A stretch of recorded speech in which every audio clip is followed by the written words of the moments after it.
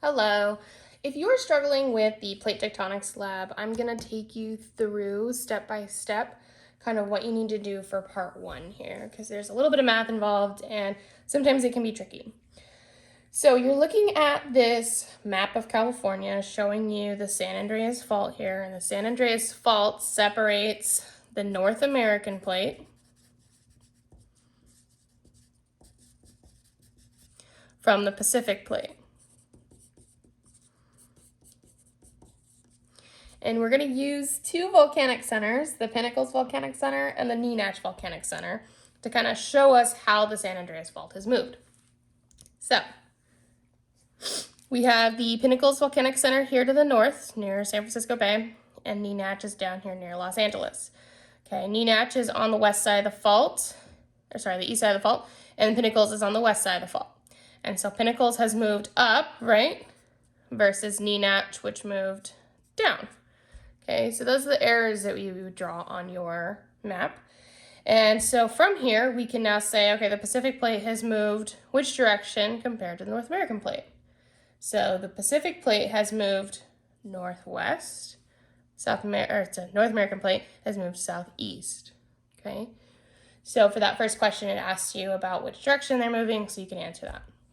The right lateral or left lateral strike slip faults have to do with which direction things have moved. So if you align yourself parallel to the Pinnacles Volcanic Center, perpendicular to the fault here, which direction do you need to turn along the fault to get to the Nenach? You would have to turn right, okay? So this makes it a right lateral strike slip fault. Okay, the next thing you're gonna do is you're gonna find out how far apart these two have moved. You can use a ruler, but this isn't exactly an inch when it's printed out, and you're also looking at it on the computer, so I suggest using an index card because it's the easiest. So you'll place the index card on the Pinnacles, and then you'll draw a line where the Nenach is. So you can go end to end, or you can go center to center of the approximate area. So I do center to center, so there's that.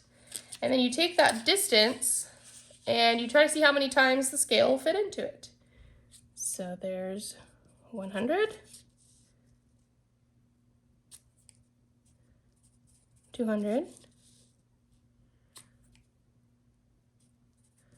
300, and then, so that's 350 there, so I'd call that 330-ish.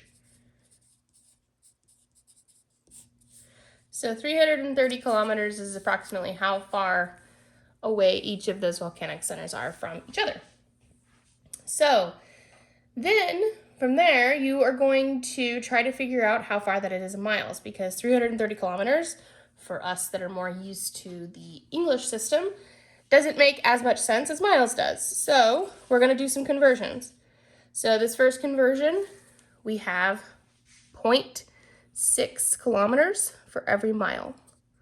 Okay, so 330 kilometers. Now, how would we set that up? So when we convert things, a lot of people like to go to Google and just type in kilometers to miles, right? So there's 0.6 miles in each kilometer. So